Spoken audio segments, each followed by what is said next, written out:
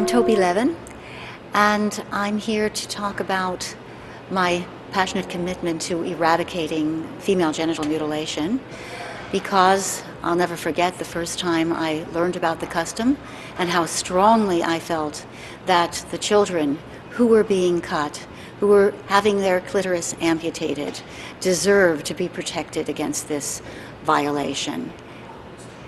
The rose is a symbol of the female genitalia, and of course whenever I look at that flower, I also am reminded of my commitment.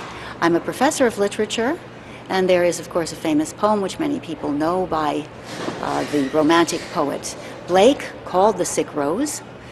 I won't recite it, but it makes clear that the rose and female sexuality and the danger that it poses come together in this horrendous custom. In 2009, I launched what is perhaps the only publishing company in the world to focus exclusively on this issue, called Uncut Voices Press. And my first author is Kadi, her book Bloodstains, from which I would like to read a very short passage because it uses the idea of the flower as the genital. What might have been mine at the start, an unknown bloom, referring to her sexuality, would now never have a chance to flower. And we were a whole bouquet of African women who believed that normality was simply that, to make ourselves submissive for the sole pleasure of men who had nothing else to do but pluck the young bud, sheared for them alone, and watch it prematurely die.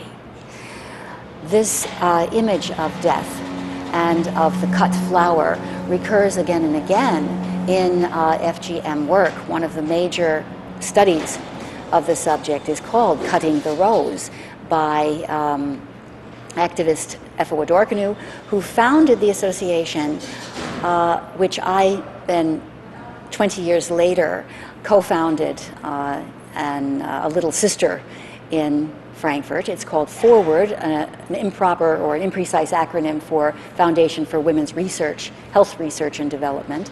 We need to teach politicians, teachers, police, people involved in the justice system about what is going on, because if they've never heard of FGM, which is often the case, and come in contact with client populations, they won't know how to behave properly. And of course we also collaborate with the Rose Project because the symbol, as mentioned, is so important in anti-FGM work. It unites both the beauty and the terror of what is taking place.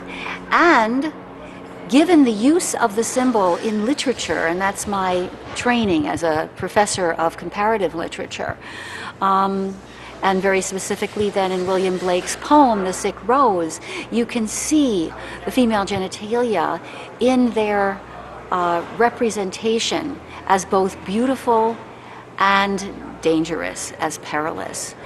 And this idea, this ambivalence, enters into our analyses of the situation as well.